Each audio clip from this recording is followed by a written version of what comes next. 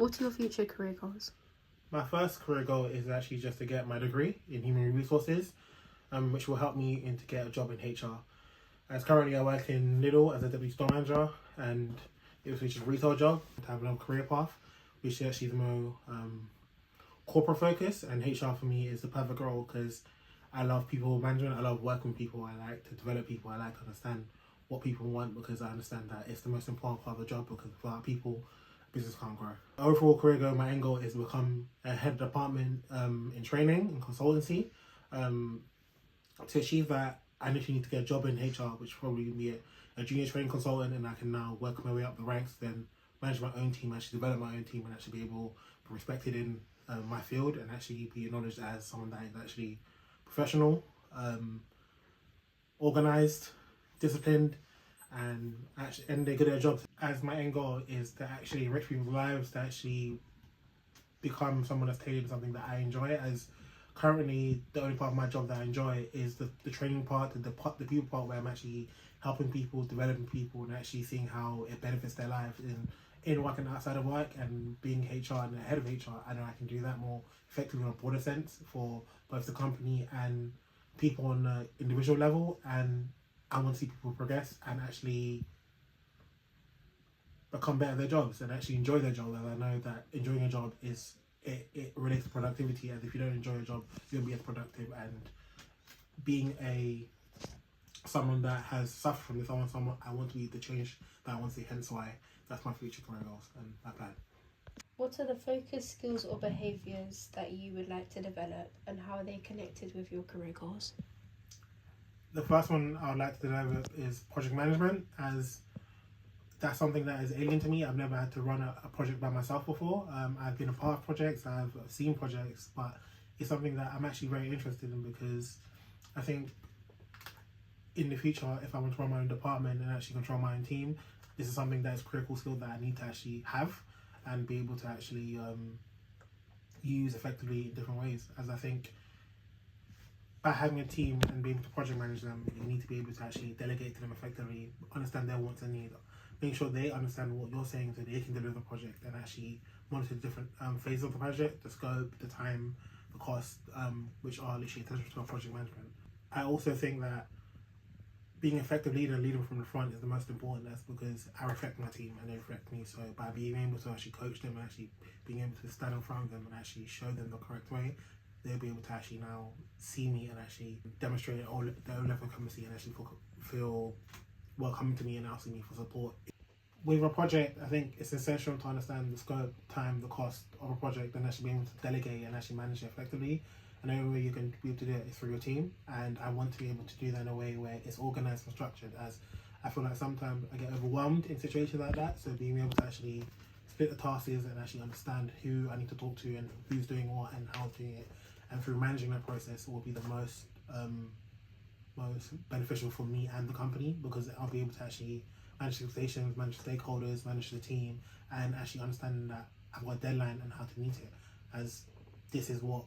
push the business forward and actually boost my own reputation and my own standing in the company. My end goal is to get paid and actually recognize for my skills and actually bring something to the team that no one else has, and being an effective project manager, I think that is something that could help me stand out and actually be able to shine in my company and actually be able to progress further. I think communication for me is actually vital, as to be able to actually do anything you need to communicate in a way that people are able to understand what you're saying, get to the point of knowing what you're trying to talk about. And it's also important to understand your audience, as different people and different stakeholders need different level of communications, and they respond to communication differently. Through speaking to an HR professional and actually getting some insight into project management, lifestyle, and actually HR and consultancy,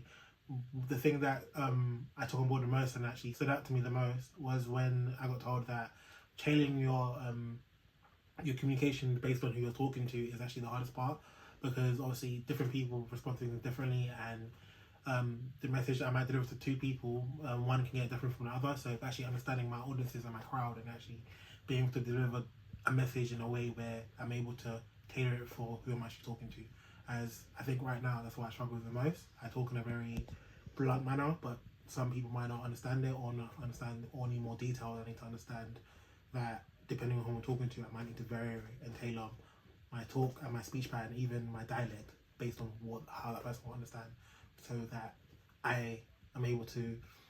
get them to understand and deliver what they need to know based on training them, and also them receiving my message if they're the ones that have asked me to deliver training. The third skill that I would actually most likely want to develop is something that I didn't realize that I needed to develop until I talked to someone that actually worked in the HR field, and it actually was a project manager and was a training consultant and a head of training, which is stakeholder relationships and influence. As through looking through the ERPD map, that was one of the core behaviours that was there, that was highlighted. And I think that's important because when you have to talk to different people, you need to recognise what their wants and needs are. You need to see what they actually want, what's the end goal, okay? And obviously talking to different stakeholders,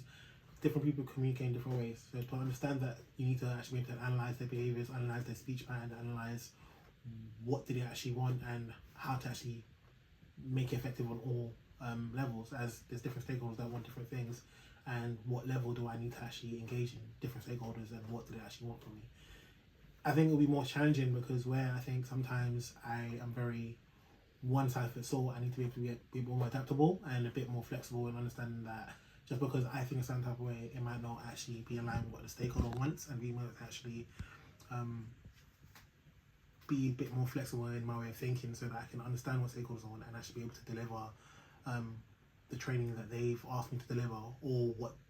needs to be delivered in a way where various people can digest it and actually be engaged in it. As through my own experience with training, if training is not engaging, if it's not fun, if it's not interactive, more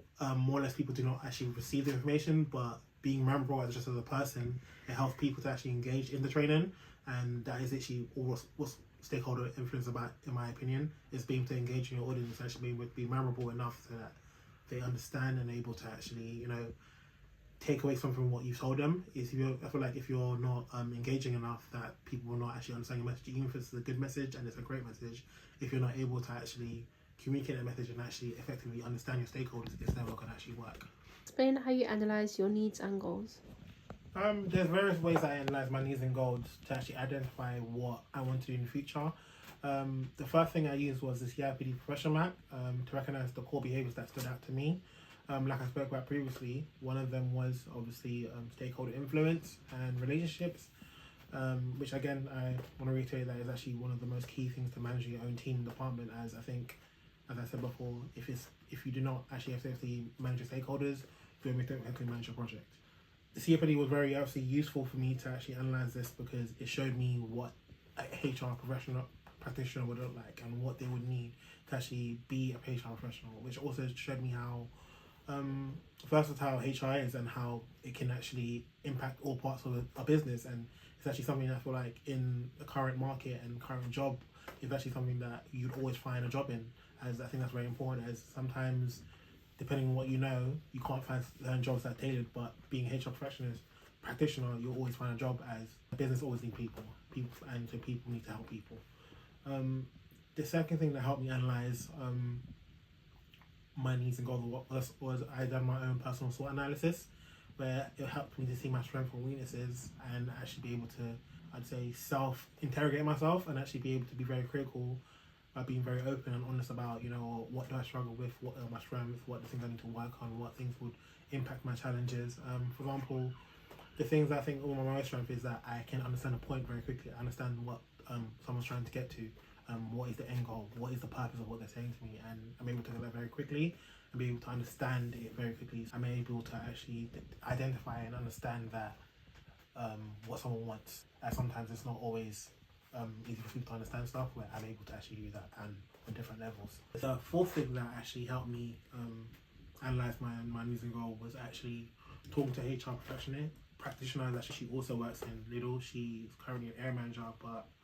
at some point she was head of training and consultancy. So through talking to her and actually analysing what her thoughts are on my own skills levels and also what she does. Previously she was in my own position as being a deputy store manager, and she's now risen to rank of area manager, and she's been through these different roles.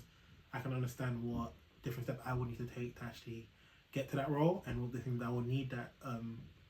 to help me succeed in that role. These are the things that that helped me the most to actually analyse what I need to do in the future. were instrumental to me to understand my needs and goals.